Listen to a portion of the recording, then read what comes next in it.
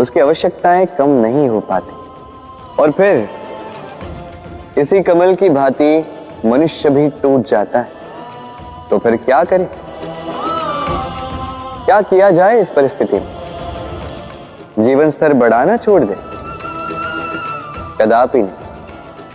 किंतु जीवन स्तर बढ़ाने के साथ साथ ही अपनी आत्मशक्ति को सुदृढ़ करें। संकट का समय आने पर आप अपना जीवन कैसे व्यतीत करेंगे इसका अभ्यास करें, क्योंकि जीवन स्तर और जल स्तर तो घटते बढ़ते रहेंगे। ये आप पर निर्भर करता है कि आप इन दोनों के बीच का तालमेल कैसे सुनिश्चित करते हैं। राधे राधे। इस हीरे को देख रहे हैं आप? लाखों करोड़ों वर्षों तक धरती के गर्भ में रहने के पश्चात ये इतना कठोर बनता है, किंतु जब खान से निकाला जाता है कोयले की ही भांति होता है, श्वेत, कठोर, निस्तेज। किंतु जब इसे तराशा जाता है तब इसे तेज प्राप्त होता है और तब ये अपना मूल्य बढ़ाता है।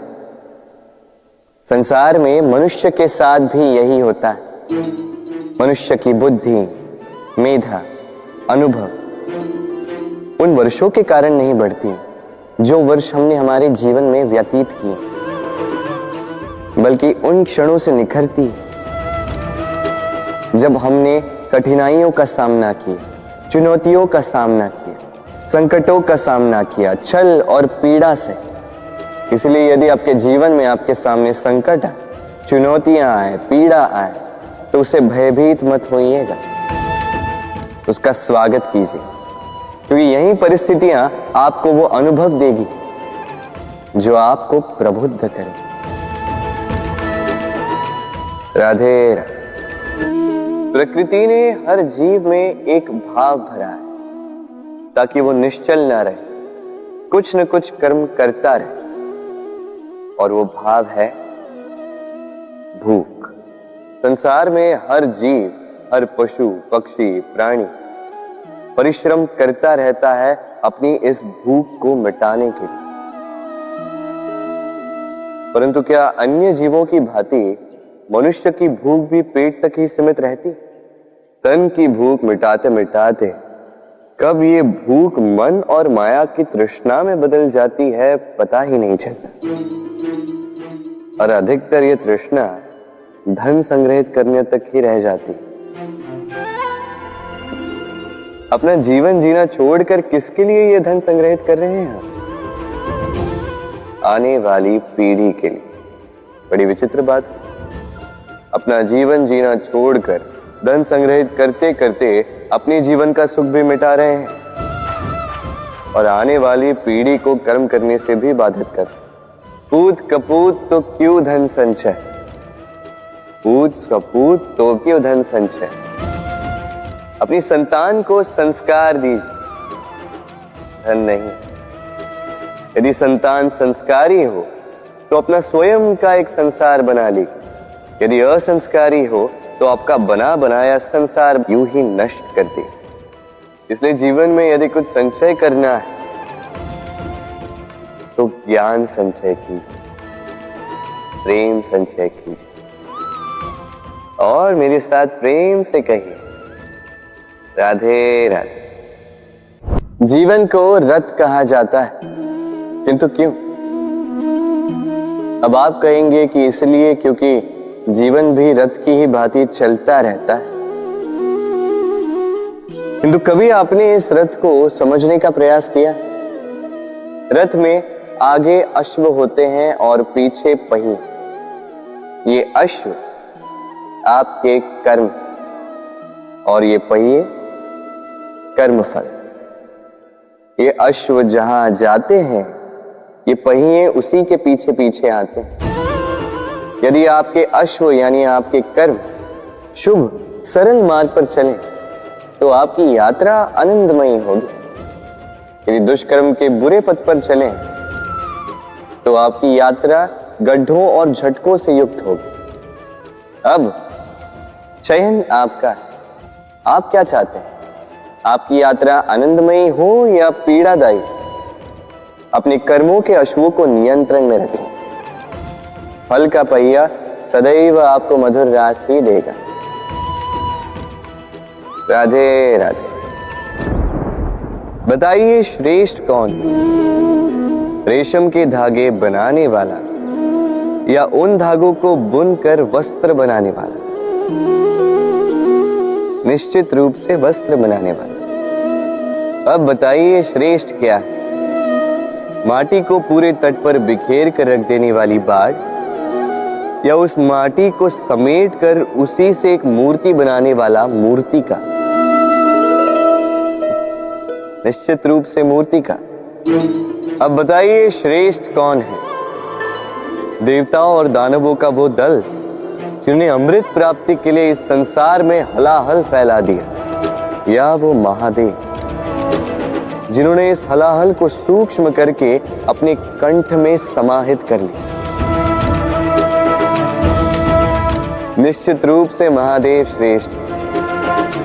इसी प्रकार संसार में छोटी छोटी बातों को बड़ा करने वाले श्रेष्ठ नहीं होते, क्योंकि छोटी छोटी नोकझोंकों को द्वंद्व में परिवर्तित करना बड़ा ही सरल है। किंतु श्रेष्ठ सदैव वो होता है जो बड़े से बड़े युद्ध को समझौता बनाकर समाप्त कर दे। राधे राधे। संसार में सबसे कठिन कार्य क्या है? कोई कहेगा पर्वत पर चढ़ना, कोई कहेगा तैरना, कोई कहेगा उड़ना। किंतु क्या ये वास्तव में कठिन है? असल में देखा जाए तो बस ये थोड़े भिन्न है। जो कर्म हमारे लिए करना थोड़े भिन्न हो, हम उसे कठिन समझ लेते। जैसे तैरने की कला भिन्न है।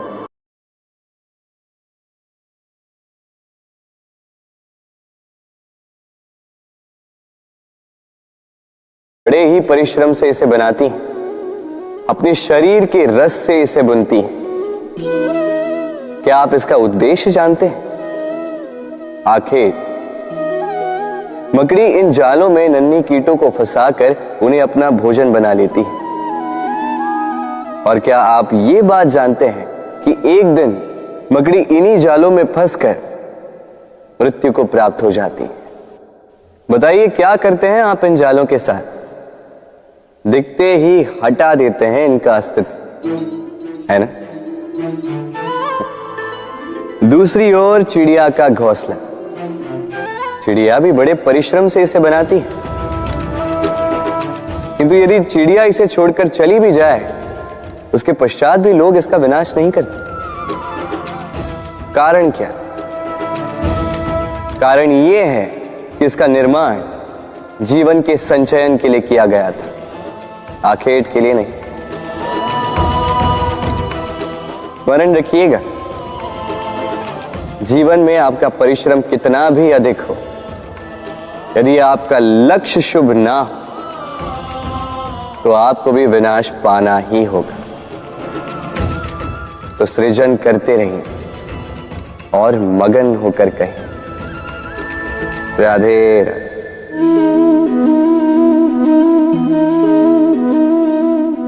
आपके विचार से मैं क्या कर रहा हूं?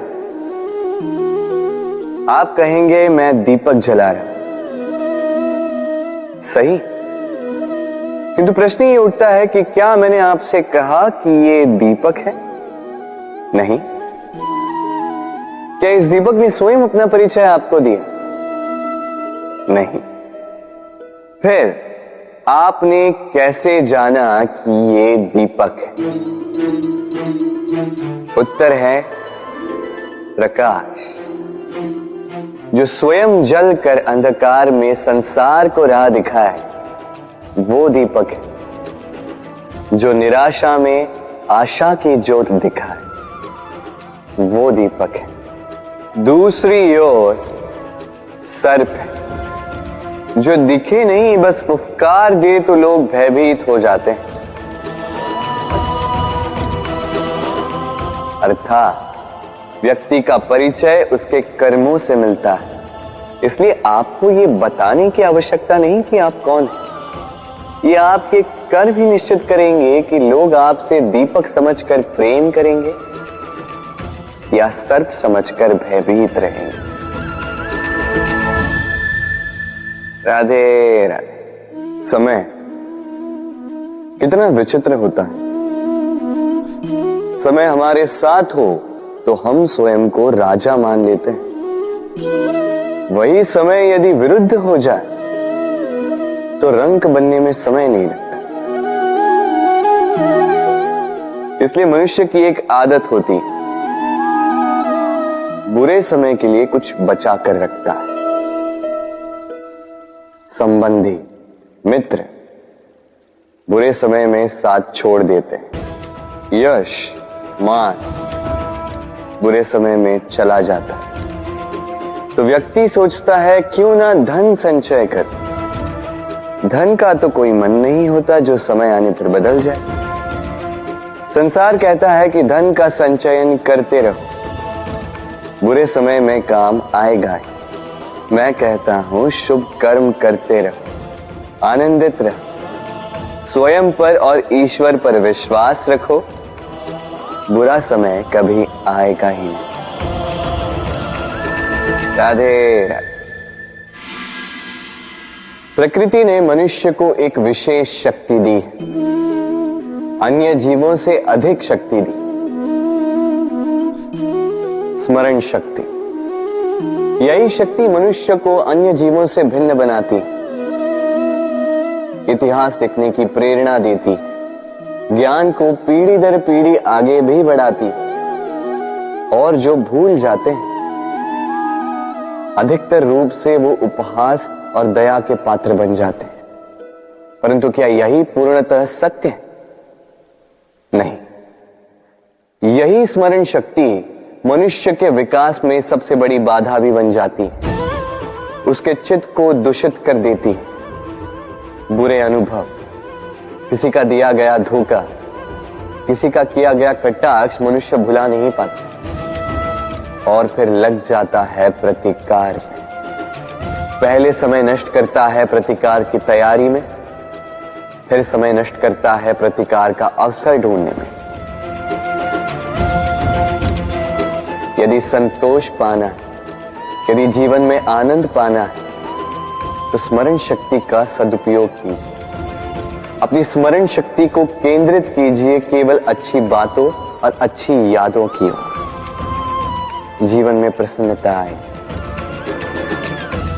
राधे राधे। मनुष्य अपने परिवार के लिए क्या कुछ नहीं करता, दिन रात परिश्रम करता है ताकि अपने परिवार की आवश्यकता पूर्ति के लिए धन कमा सके। परंतु क्या केवल धन कमाना पर्याप्त है?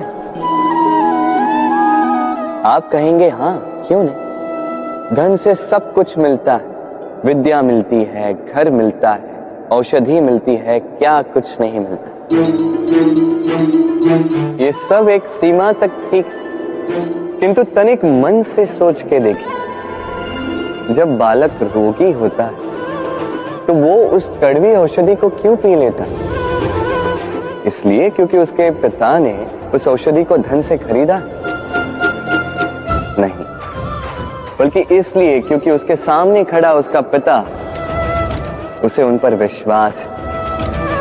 विश्वास है कि वो उसे कुछ नहीं होने देंगे। ये विश्वास, ये संस्कार, ये सीख कभी धन से नहीं मिलती। ये मिलती है उस समय से जो माता पिता ने अपने संतान के साथ बिताया। इसलिए जीवन में धन अवश्य कमाई, किंतु अपने परिवार को भी समय दीजिए, प्रसन्नता मिलेगी। राधे राधे। मुझे बताइए, इस दीवार को तोड़ने का क्या लाभ है? यदि किसी संबंध में संदेह घर कर लेता है तो आए दिन शत्रुता की स्थिति बनी रहती है।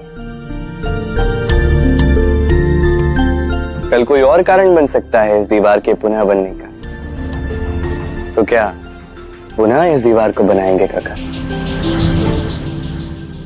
संबंध की पवित्रता वैसी होनी चाहिए जैसे एक माता और संतान के प्रेम में होती है, निश्चल, निर्दोष, कि बात केवल रूठने मनाने तक ही सीमित रहे।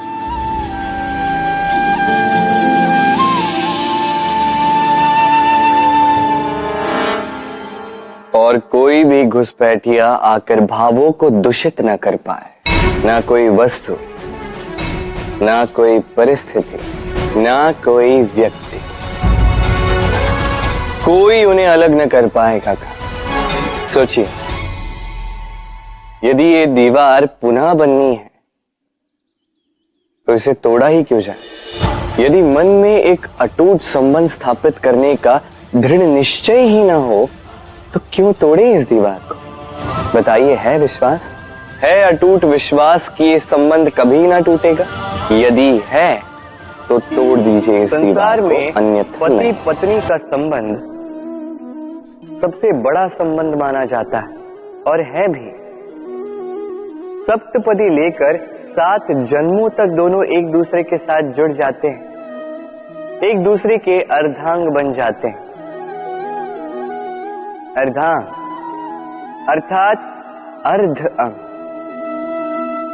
क्या इसका महत्व आप समझ पा रहे हैं? अपना समस्त जीवन किसी के साथ बांटना। किंतु क्या संसार के सारे पति पत्नी एक दूसरे के साथ अपना समस्त जीवन बांट सकते हैं? क्या इसमें सभी सक्षम रह पाए हैं?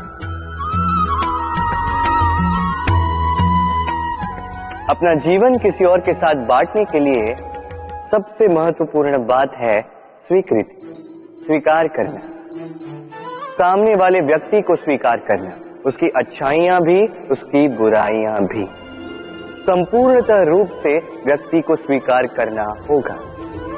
तभी ये संबंध बढ़ेगा, तभी ये संबंध और भी सुंदर बनेगा।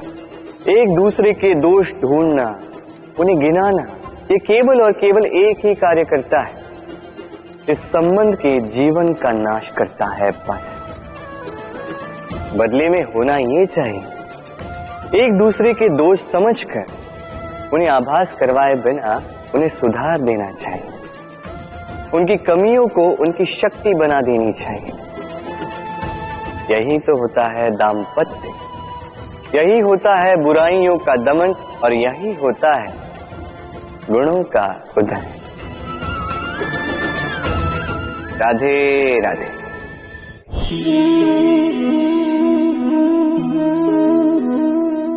कंकड़ इतना छोटा सा कि उंगली पर आ जाए, किंतु सोचिए यदि यही कंकड़ आंख में लग जाए तो कितनी बड़ी समस्या बन जाता है। अब सोचिए ये कंकड़ आपके मार्ग में है, आप पादुकाएं पहनकर बड़ी सरलता से आगे निकल जा सकते हैं, किंतु यदि यही कंकड़ आपके पांव और पादुकाओं के बीच फंस जाए तो आप ठीक से चल नहीं पाएंगे, भले ही वो मार्ग पुष्पों से भरा क्यों ना। अर्थात आप बाहर की समस्याओं से, उन चुनौतियों से लड़ सकते हैं, भीतर की नहीं।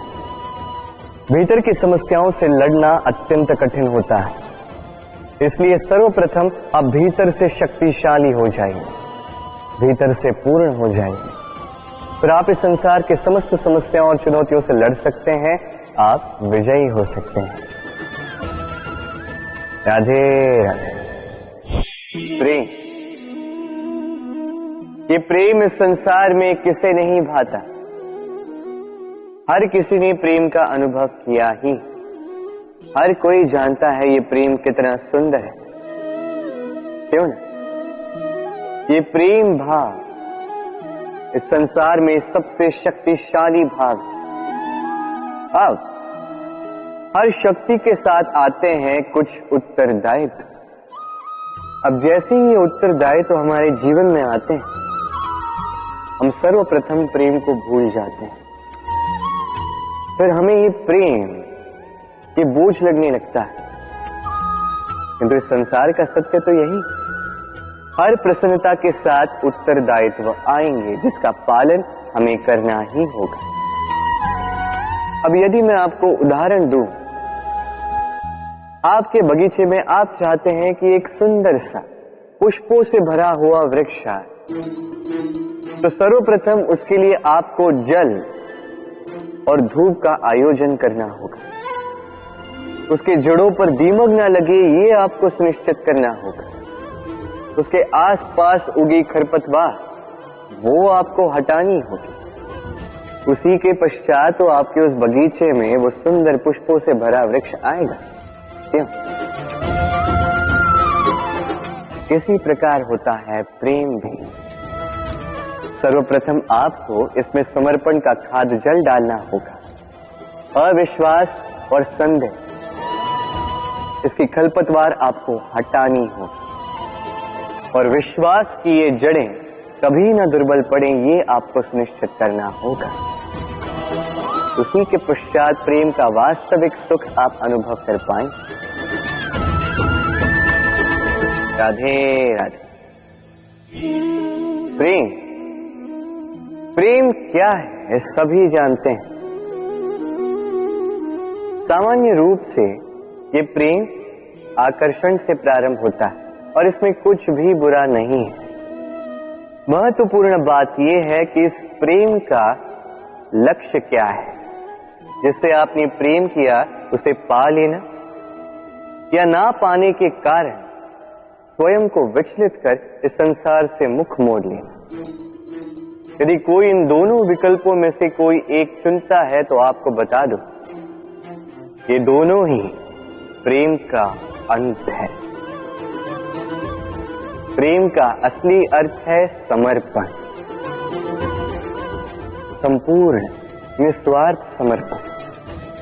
ऐसा प्रेम जिसमें जिनसे आपने प्रेम किया उसको पाने की प्रसन्नता आपका लक्ष्य नहीं है।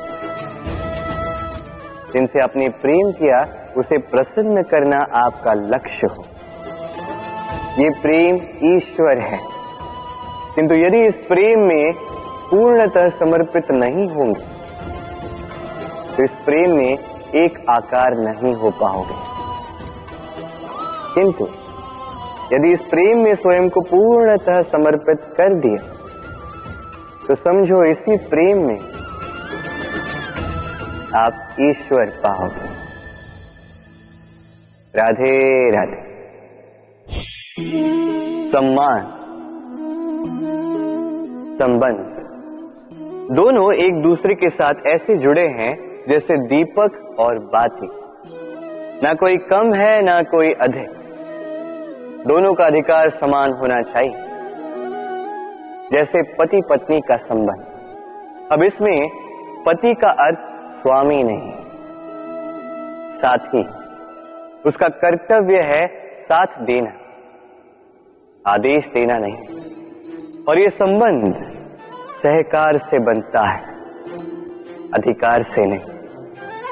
हाथ बढ़ाने से बढ़ता है, उंगली उठाने से नहीं। यदि इस संबंध में एक दूसरे का मान रखोगे, एक दूसरे का सम्मान करोगे, तभी ये संबंध बढ़ेगा, तभी ये संबंध अभिमान योग्य बनेगा। राधे राधे। सूर्य की किरणें कितनी दिव्य होती हैं ना। प्रतीत ही नहीं होता कि ये सूर्य रात्र भर अंधकार से जूझ रहा था। ये सूर्य प्रतिदिन उदित होता है, ये भुलाकर कि पिछली सांझ में ये डूब गया था। फिर से उदित होता है, सारे संसार को प्रकाश देता है। यही अंतर है हम में और सूर्य में। सूर्य बीती को बिसार कर आगे बढ़ता है। हम प्रतिदिन भोर में उठते हैं, वही पुरानी बातों को साथ लेकर चलते हैं, उसी कड़वाहट में स्वयं को लपेट लेते हैं। अब यही बीती बातों की श्रृंखला हमें जीवन में आगे बढ़ने ही नहीं देती। देखिए, यही जीवन है। भूल सबसे होती है, अपयश सबको मिलता है, सबकी यात्रा में असफलता लिखी है, सभी बुरे दिन देखते हैं। किंतु इन सारी बातों को भुलाकर जब जीवन में आगे बढ़ोगे तभी तो इस संसार में, इस आकाश में सूर्य बनकर चमकोगे, तभी तो इस संसार को प्रकाश दोगे। इसलिए प्रतिदिन जागिए, एक नए जन्म के साथ, एक नए उत्साह के साथ, एक नए लक्ष्य के साथ, क्योंकि ये बीती बातें आपको पीड़ा देने के लिए नहीं है, केवल शिक्षा देने के लिए होती हैं। राधे राधे। नवरात्रि का पर्व आरंभ हो चुका है और ये पर्व अत्यंत भव्य है, क्योंकि ये पर्व जगत माता से जुड़ा है। मां कितना छोटा सा शब्द है, किंतु ठीक से देखो तो समस्त संसार इसी शब्द में समा है। मां जो अपनी संतान के लिए हर संभव प्रयास करती है, कुछ भी करने के लिए सज्ज रहती है। मां जिसका सबसे बड़ा गुण निश्चलता, मन में ना कोई पूर्वाग्रह, ना कोई भेदभाव, ना कोई छल कपट, और इतनी भोली होती है मां। संतान भले ही झूठा रो दे, मां को लगता है कि कदाचित वास्तव में भूख लगी होगी। मां चाहे जन्म देने वाली हो, चाहे पालने वाली, स्वर्ग, ये स्वर्ग हमें मां के चरणों के नीचे ही प्राप्त होता है। इसी मां को हमारा शत शत प्रणाम। राधे। सहनशीलता मां का दूसरा सबसे बड़ा गुण। कहते हैं कि धरती से अधिक सहनशील और कोई नहीं। उसे खोदने के पश्चात भी धरती हमें फसल देती है, किंतु मां, ये मां धरती से कम सहनशील नहीं। तनिक सोचिए, 9 माह तक संतान को अपनी कोख में रखना, क्या ये सहनशीलता कोई पुरुष दिखा सकता? क्या ये सहनशीलता कोई पिता दिखा सकता है? स्त्री में शील भले, सहनशीलता की परिभाषा उसे मां बनने के पश्चात प्राप्त होती है। स्वयं का अस्तित्व भुलाकर संतान का अस्तित्व बनाती है। शिशु की लात खाकर भी आनंद से उसे दूध पिलाती है। ये होती है मां, और इसी मां जननी को हमारा शत शत प्रणाम। राधे राधे। मां का एक और सबसे महान गुण, स्वयं को ढालने की अद्भुत शक्ति। जिस प्रकार एक मां स्वयं को ढाल सकती है और कोई नहीं कर सकता। मां एक महानदी की भांति है, जिसकी ऊर्जा असीमित है, किंतु अहंकार बिल्कुल नहीं। जिस प्रकार एक नदी ढलान के अनुरूप मुड़ जाती है, उसी प्रकार एक मां अपने संतान के अनुरूप ढल जाती है, चाहे जैसी भी परिस्थिति हो। उसके सोने के समय के अनुरूप स्वयं का सोना, उसके जागने के समय के अनुरूप स्वयं का जगना। संतान की इच्छा का भोजन वो स्वयं का मनपसंद भोजन बना लेती। ये मां का आंचल ही तो है, जो धूप में छाप बनकर आता है, जो शीत में कंबल बनकर आता है। मां ऐसी होती है कि संतान की निद्रा ना टूटे, इसलिए एक करवट सोने का अभ्यास कर लेती है, और इतना स्वयं को केवल वही ढाल सकती है जो संतान की ढाल बन सकती है। इसी मां को हमारा शत शत नमन। राधे राधे। मां के 2 और सबसे महान गुण, साहस और संबल। साहस ये कि वो अपने संतान के लिए कुछ भी कर सकती है, और संबल ये कि वो अपनी संतान को कभी टूटने बिखरने नहीं देगी। तनिक सोचिए, जब भी आपको चोट लगती है, चीख से पूर्व मां का नाम मुख में क्यों आता है? तनिक सोचिए, जब आपको बल की आवश्यकता होती है, साहस की आवश्यकता होती है, आगे आप अपना मार्ग देख रहे हैं जो अत्यंत कठिन प्रतीत हो रहा है, तब मुख से मां की ही शपथ क्यों निकलती?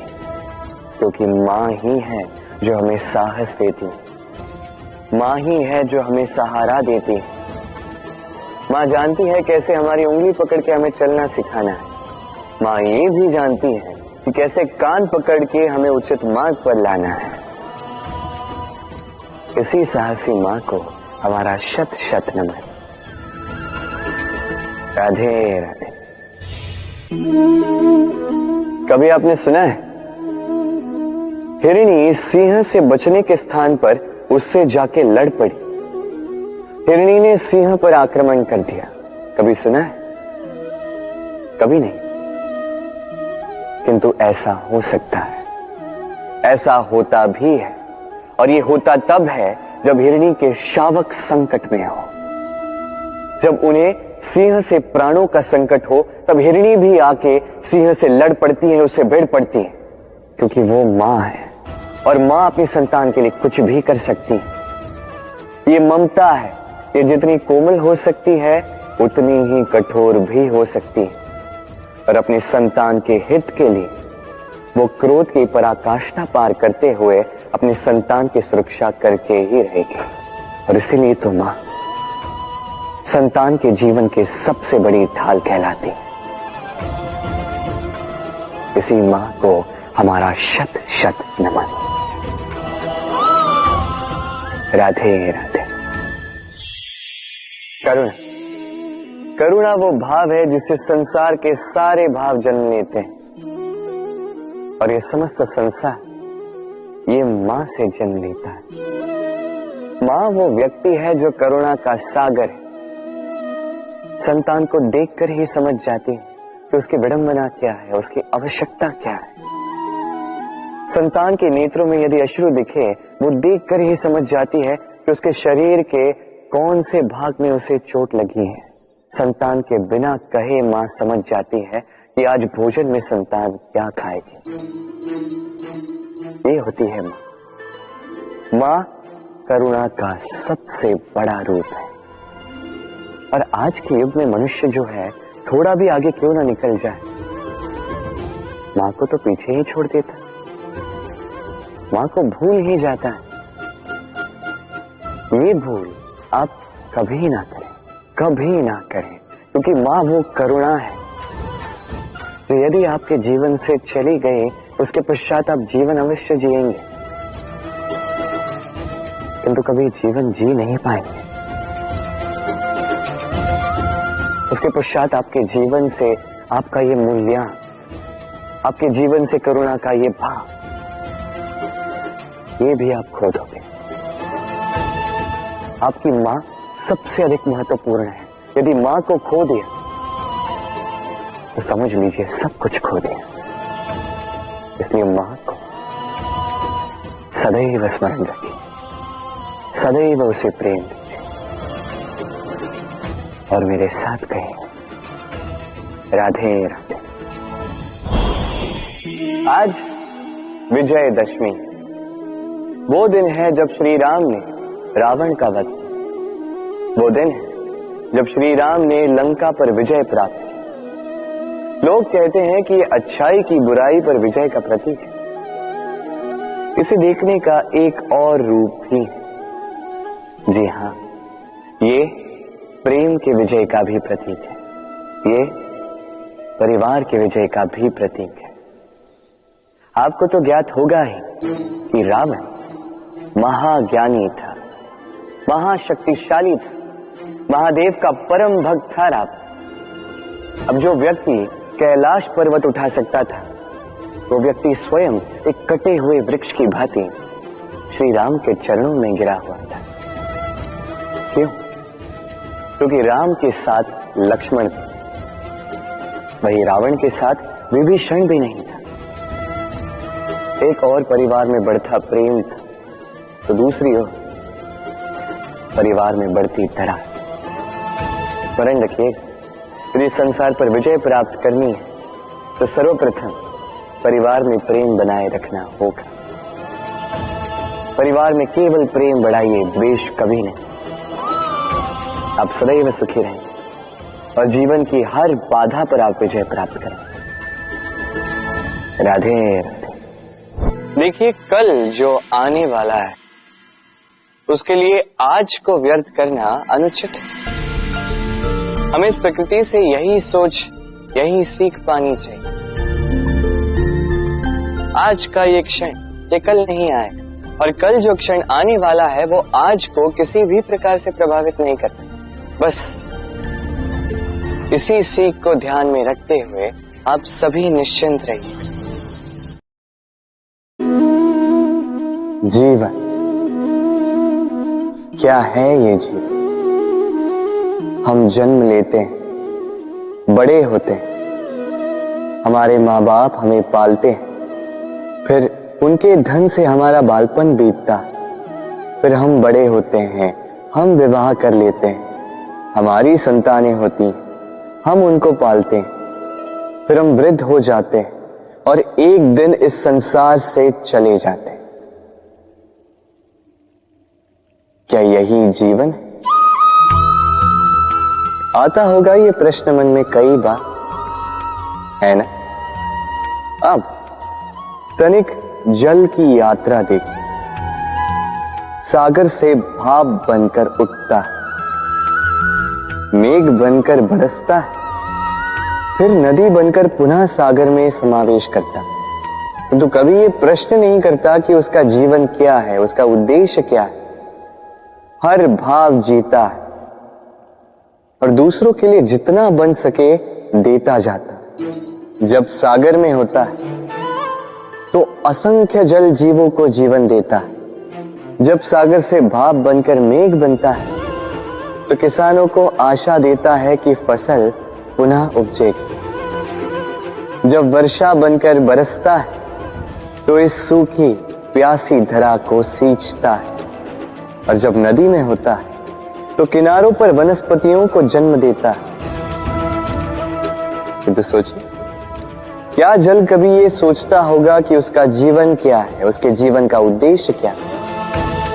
नहीं, वो बस अपना धर्म करता जाता और जितना हो सके सबको आनंद देता जाता। इसलिए जीवन में कभी ये प्रश्न मत कीजिएगा कि ये जीवन क्या है, इस जीवन का उद्देश्य क्या है। बस इस जीवन को जिए और जितना हो सके उतना सबको आनंद दे। मन प्रसन्न होकर बोलेगा राधे राधे। कभी वर्षा के कारण बने कीचड़ से होकर आप अपने घर गए? पादुका पहनने के कारण आप उस कीचड़ से तो बच जाते, किंतु उन पादुकाओं द्वारा उड़ने वाली कीचड़ की बूंदें आपके वस्त्रों को मैला कर ही देती। किंतु फिर भी उन बूंदों से आपके वस्त्र मैले हो जाएंगे, इस कारण से आप पादुका पहनना तो नहीं छोड़ते। इसी प्रकार जीवन में कुछ ऐसे लोग भी आते हैं पादुका की भांति, जो आपको कीचड़ से तो बचा लेते हैं, किंतु वस्त्र रूपी आपके मन पर शंका के दाग लगा ही जाते हैं। इन लोगों के कारण से मन को खिन्न करने की आवश्यकता नहीं। आवश्यक है ये सोचना कि आपको आपके पांव कीचड़ से बचाने या आपके वस्त्र। जीवन में गंभीर होना अच्छी बात है, किंतु हर बात को यदि गंभीरता से लेने लगोगे तो जीवन का आनंद समाप्त हो जाएगा। ये संसार अनित्य है, यहां पे ऐसा कुछ भी नहीं जो सदा के लिए जीवित रहेगा। तो जब तक ये जीवन है, संतोष और आनंद से जिए। स्वयं पर छिटकने वाले कीचड़ पर ध्यान ना दें, बस आनंद बांटते रहे। मन प्रसन्न होकर बोले राधे राधे। व्यक्ति को जब अपने प्रेम को खो देने का भय होता है तो वो अपने प्रेम को इतने कस के पकड़ कर रखता है कि प्रेम को ही पीड़ा होने लगती है। प्रेम पा तो लेता है, किंतु उसे कैसे सहेजना है ये जब उसे नहीं समझ आता, तब वो उस प्रेम पर स्वामित्व पाने का प्रयास करता है। और यहीं जन्म लेती है असुरक्षा की ये भावना, ईर्ष्या। जब एक लंबे वियोग के पश्चात दो प्रेमी एक दूसरे से पुनः मिलते हैं तो सबसे पहला भाव जो उनके मन में आता है वो ये कि कैसे एक क्षण के लिए भी अपने प्रेमी को स्वयं से दूर न जाने दो, कैसे अपने जीवन का एक एक क्षण अपनी प्रेमी के साथ बिता। प्रयास ये रहता है दाऊ, इन दो प्रेमियों के मध्य में कोई भी ना आ पाए, और जब ये नहीं हो पाता तब जागती है ईर्ष्या। परीक्षा एक ऐसी व्यवस्था जिससे मुझे, आपको, सबको कहीं ना कहीं दो चार होना ही पड़ता है। स्मरण कीजिए अपना बालपन। आप परीक्षा देने बैठे हैं। अब कुछ बालक ऐसे होते हैं जो वर्ष भर परिश्रम करते हैं, पढ़ते हैं, मन से परीक्षा देते हैं। कुछ बालक ऐसे होते हैं जो अपने आसपास बैठे बालकों की नकल करते हैं और परीक्षा में उत्तीर्ण भी हो जाते हैं। बुरा लगता है ये सोचकर कि कोई बिना किसी परिश्रम के परीक्षा में उत्तीर्ण कैसे हो सकता है। किंतु स्मरण रखिएगा, जो नकल करते हैं वो परीक्षा में उत्तीर्ण हो सकते हैं, सफल नहीं, क्योंकि वो नकल करते हैं बिना प्रश्न को समझे, बिना उत्तर का तरीका निकाले। यही हमारे साथ भी होता है। हम हमारे जीवन में दूसरों को देखते हैं, उनकी नकल करते हैं, उनकी भांति बनने का प्रयास करते हैं, किंतु ना हमारे जीवन में सफलता आती है, ना आनंद आता है। क्यों? क्योंकि हम एक विशेष बात भूल जाते हैं कि प्रत्येक मनुष्य का व्यक्तित्व भिन्न होता है। आप दूसरों की नकल करके अपना जीवन व्यतीत कर सकते हैं, किंतु यदि अपने जीवन में सफलता लानी, यदि अपने जीवन में आनंद लाना है, तो स्मरण रखिए, स्वयं के प्रश्नों का उत्तर जीवन में स्वयं को ही खोजना होगा। राधे राधे। मनुष्य को जब सफलता मिलती है तब उसमें जागता है अहंकार, और ऐसे में मनुष्य अक्सर एक बात भूल जाता है, झुकना। सोचता है कि मैं किसी के समक्ष क्यों झुकूं? और ऐसा इसलिए होता है क्योंकि मनुष्य एक महत्वपूर्ण बात भूल जाता है। इस संसार में, इस जीवन में उसने जो भी प्राप्त किया है, झुक कर प्राप्त किया। बालपन में चलना सीखा तो इस धरा पर झुककर, गिरकर। बड़ों का आशीष लिया तो झुककर। किसान को फसल काटने के लिए झुकना पड़ता, कुएं से पानी निकालने के लिए पात्र को झुकना पड़ता है। भगवान से आशीर्वाद प्राप्त करने के लिए उनके समक्ष झुकना पड़ता है। आंधियों में वृक्ष सुरक्षित कैसे रहते? झुककर। सम्मान कैसे पाया जाता है? झुककर। किसी के समक्ष झुकने का अर्थ स्वयं का आत्मसम्मान खो देना नहीं होता। उसका अर्थ होता है विनम्र। हम मनुष्य हैं और इस आकाश की ऊंचाइयों तक पहुंचने के लिए हमें किसी पक्षी की भांति पंखों की आवश्यकता नहीं। बस जितना झुकेंगे उतना ही ऊपर उठेंगे। राधे राधे। आप इस संसार में ऐसे कई लोगों को जानते होंगे जिन्हें आप स्वार्थी मानते हैं, जो आवश्यकता पड़ने पर ही आपको स्मरण करते हैं, अन्यथा वर्षों तक कहीं दिखाई भी नहीं देते। किंतु जैसे ही उनकी आपके सहायता की आवश्यकता पड़ती है, हाथ जोड़कर आपके सामने सज्ज रहते। बड़ा क्रोध आता है ना इनको। मन खिन्न हो जाता, मन से ये स्वर निकलता है कि इस व्यक्ति की सहायता न करें। किंतु ऐसा कभी मत कीजिए। आप सोचेंगे क्यों कह रहा हूं मैं ऐसा। स्मरण रखिएगा, दीपक का स्मरण व्यक्ति केवल तभी करता है जब अंधकार गहरा हो जाता है।